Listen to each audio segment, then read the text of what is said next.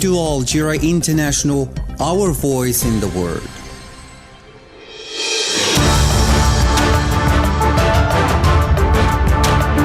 This is the English service of Radio Algeria International.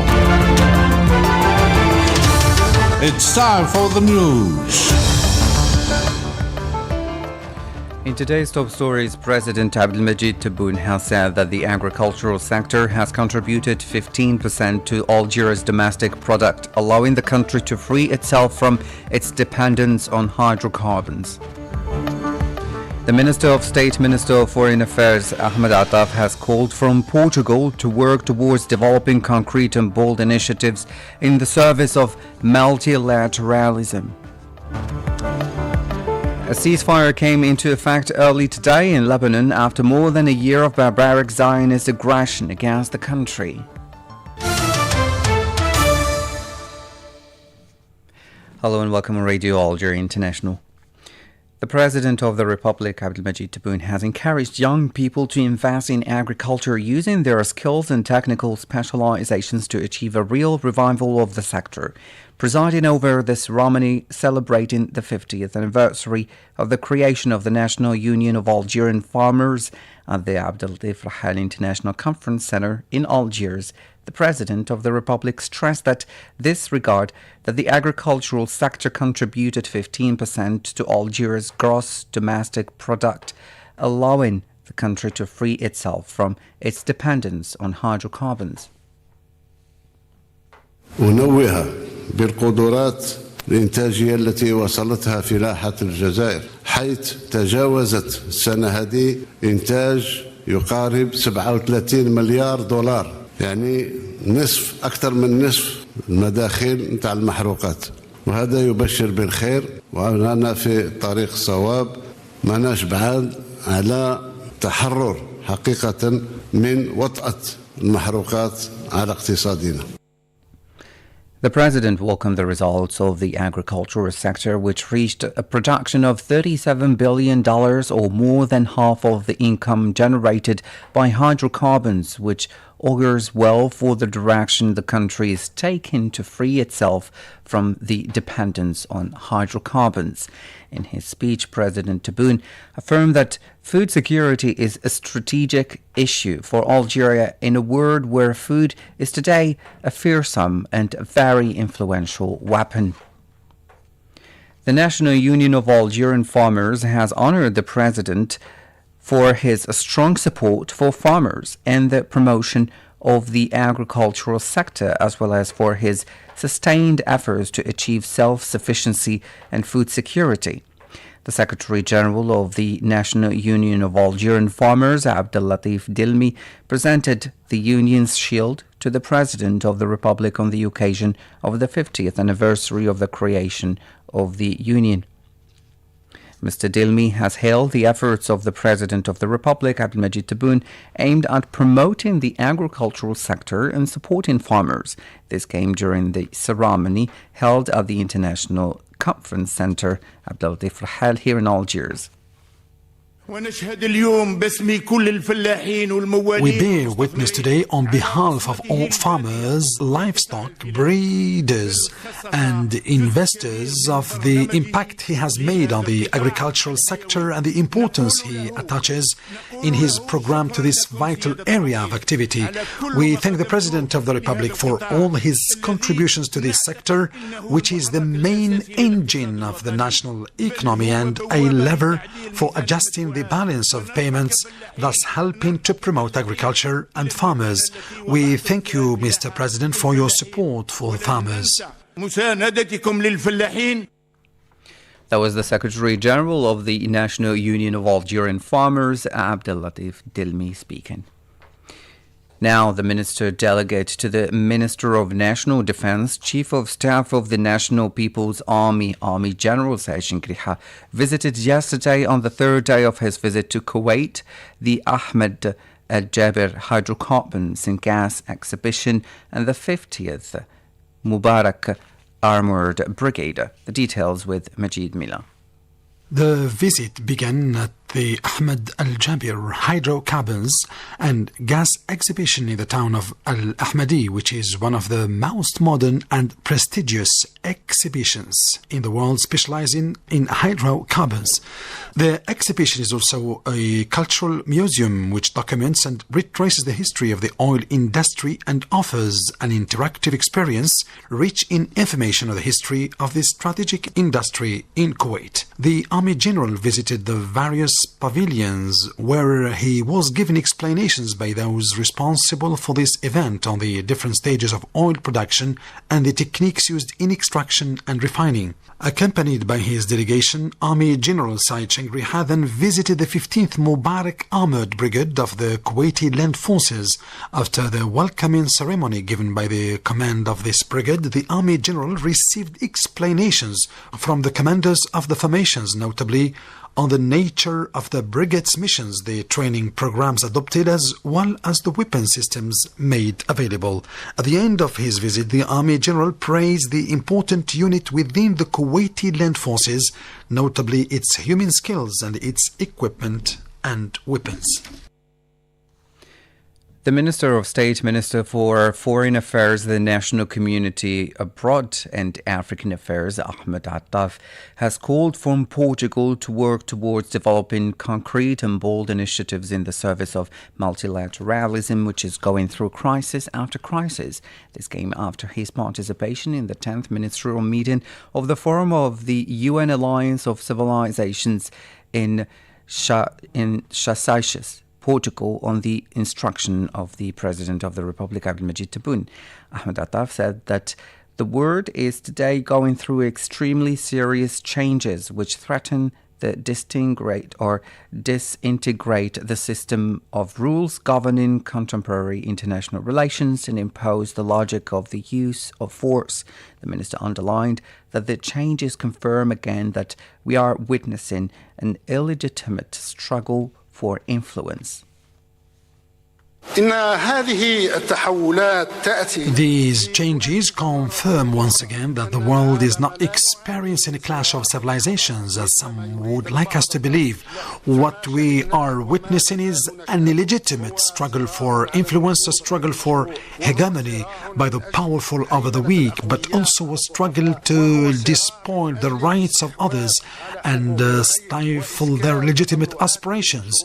As we celebrate today the creation 2 decades ago of our forum, it is incumbent upon us to work to put in place concrete and bold initiatives that can first and foremost support the United Nations at a time when some want to weaken it and marginalize its vital role. The Minister of Foreign Affairs added that everyone is convinced that the spiral of conflict in the world today is not inevitable if there is a sincere will to overcome it. And African wisdom reminds us that man is capable of both the best and the worst. Mr. Ahmed Attaf has held bilateral meetings with foreign ministers of a number of countries on the sidelines of his participation in the second day of the 10th session of the United Nations from the Alliance of Ministers. His counterparts are from Turkey, Iran, Tunisia, and Togo. Mr. Attaf has held a working session with the Minister of State, Minister of Foreign Affairs of the Portuguese Republic, Paulo Rangel, on the occasion of his participation. During his working session, the two parties welcomed the significant dynamism of Algerian-Portuguese relations as part of the implementation of the important conclusions of the state visit made by the President of the Republic, Abdelmajid Tebboune, to the Portuguese Republic in May 2023. In this respect, the two parties reaffirmed their commitment to efforts to maintain this positive momentum, notably through the promotion of the forthcoming bilateral events, including the 6th session of the high-level government meeting. The APS news agency has learned from sources close to the delegations present in Lisbon that the Algerian delegation led by the Minister of State, Minister of Foreign Affairs and the National Community Abroad and African Affairs, Ahmed Attaf, succeeded yesterday in having the war criminal and former Minister of Foreign Affairs of the Zionist entity, Tzipi Livni, expelled from the proceedings of the 10th Forum of the United Nations Alliance of Civilizations being held in Portugal. Majid Mila reports. The participating delegations were surprised by the presence of the war criminal Tzipi Livni on the eve of the opening of this forum, which is supposed to bring together people of conscience who believe in dialogue between civilizations and living together in peace. This led Algeria and several Arab and Muslim countries, as well as other countries that support the Palestinian people, to demand that this war criminal not be allowed to take part in the proceedings. Despite the assurances given by the organizers, the participating delegations were once again surprised this morning by the presence of the criminal Tzipi Livni in the meeting room to attend the opening session of the forum, which left the Algerian delegation and the delegations of the brotherly and friendly countries no choice but to inform the organizers that they were going to leave the meeting room and not take part in the work of the conference. After a number of exchanges, Algerians' efforts led the organizers to apologize and to expel the war criminal from the forum once and for all by withdrawing the invitation that had been extended to her. As you followed in our top stories, a ceasefire came into effect early on Wednesday in Lebanon after more than a year of barbaric Zionist aggression against the country, which claimed the lives of nearly 4,000 Lebanese, most of them children and women. As soon as it was announced, the ceasefire agreement was hailed by the Lebanese Prime Minister Najib Mikati, who saw it as a fundamental step towards regional stability. Mr. Mikati said that his government was committed to strengthening the army's presence in the south of the country. The truce is intended to put an end to the savage Zionist aggression against Lebanon, according to the latest official figures, has left at least 3,823 people dead and 15,808 and 59 wounded, most of them women and children. The United Nations Secretary General Antonio Guterres has welcomed the announcement of the ceasefire in Lebanon, expressing hope that this agreement can put an end to the violence in Lebanon, which has been plagued by bloody Zionist massacres. The United Nations Deputy Spokesman Farhan Haq has said that the Zionist entity has prevented the arrival of UN humanitarian aid in the besieged areas of the northern Gaza Strip throughout November. Let's listen to him. Turning to the situation in Gaza, our colleagues in the Office for the Coordination of Humanitarian Affairs report that none of the UN's 41 attempts to reach Palestinians in besieged areas of North Gaza with life-saving assistance this month has been facilitated by Israeli authorities. Of those, 37 humanitarian missions were denied, while the other 4 missions were approved but then impeded on the ground and accomplished only partially. Parts of North Gaza have been under siege for more than 30 days now. Jabalia, Bet Lahiya, and Bet Sahur have been largely cut off from humanitarian aid for weeks as fierce hostilities continue. Civilians there are under intense bombardment, are in desperate need. OCHA stresses that under international humanitarian law, they must be protected, and the central requirements for their survival must be met, whether they stay or flee. Families from North Gaza who've sought safety and shelter in Gaza City are also facing critical shortages of supplies and services, as well as severe overcrowding and poor hygiene conditions. The UN official warned that as winter sets in, hundreds of thousands of displaced Palestinians living in makeshift shelters are even more vulnerable. This is Radio Algeria International. Now, the Algerian National Committee for Solidarity with the Sahrawi people, led by its president Said Ayashi, will be taking part in the 48th Conference of the European Coordination for Support of and Solidarity with the Sahrawi people, UCOCO, due to be held in Lisbon, Portugal, as from tomorrow, Thursday. The international event will bring together support committees, civil society organizations, and activists in solidarity with the Sahrawi cause to debate the current challenges and assess the progress made since the last conference. The aim of the conference is to draw up a program of action for 2025 based on 4 main themes: political action and communication to raise awareness of the Sahrawi conflict, strengthening the institutions of the Sahrawi state, denouncing human rights violations in the occupied territories, and combating the plundering of Sahrawi natural resources. Meanwhile, Swedish activists Benjamin Ledra and Sana Qutbi, in solidarity with the Sahrawi cause, have made a stopover in the western city of Oran as part of a cycling tour in support of the Sahrawi people here in Algeria. Said Bouazi has more details. Accompanied by their photographer Leif Erikson, Benjamin Ledra and Sana Qutbi were welcomed in the municipality of Gdiyel by the local authorities, civil society associations, and a delegation of students from the Sahrawi Arab Democratic Republic studying in Algeria. Benjamin Ledra seized this opportunity to express his delight at finding himself in Algeria, a country they visited as part of their initiative to raise awareness about the Sahrawi cause, and said he was honored to take part in such an action of solidarity with the lost colony in Africa. All the activists we met across the world that have been working for Western Sahara for a long time, for decades, at one point in their life they went to the refugee camps, and we think that going to the camps and meeting the Sahrawis personally and seeing and experiencing what their life is like, it's crucial, it's important. It's what's needed in order to create that long-term engagement from people. So me and Sana have been meeting thousands of people, so many people across the world.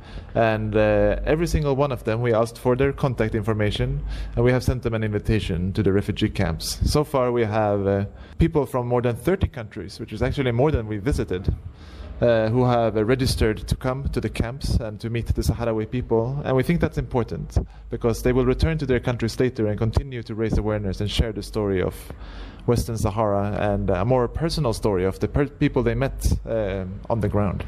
He also underlined that the warm welcome they received reflects the extent of the Algerian people's solidarity with the just Sahrawi cause and all forms of international support for these people in their struggle against the Moroccan occupier. For her part, Sana Qutbi declared that the activities carried out and the meetings organized in several countries during this cycling trip have shed light on the suffering of the Sahrawi people in the occupied territories while denouncing the media cover-up of this issue. Photographer Leif Erikson, who is accompanying the activists on this long journey of over 32,000 kilometers, which will end in the Sahrawi refugee camps, expressed his gratitude to Algeria, which he considers the country that believes most in the just Sahrawi cause and supports its independence and freedom. The world of international law has lost one of its most committed voices. Gilles Devers passed away yesterday after a 4-year battle with illness. Paradoxically, his death came at a time when his legal battles were making decisive progress. Said Bouazi harks back to the life of this unusual lawyer who devoted his entire life to the defense of just causes. The emblematic lawyer Gilles Devers was born on 4 September 1956. He was member of the Lyon Bar since 1985. He was also a professor at Lyon 3 University, where he was qualified to conduct research. He was also editor-in-chief of the newspaper Droit, Déontologie et Soins and author of numerous books on various legal subjects, notably the reference work East Jerusalem under the protection of international law. For more than 30 years, he has devoted himself to defending the rights of just causes throughout the world, in particular those relating to Western Sahara and Palestine. Since 2009, he has been working in particular for the recognition of the ICC's jurisdiction over the Palestinian territories, a battle which will have taken up the last of his energies.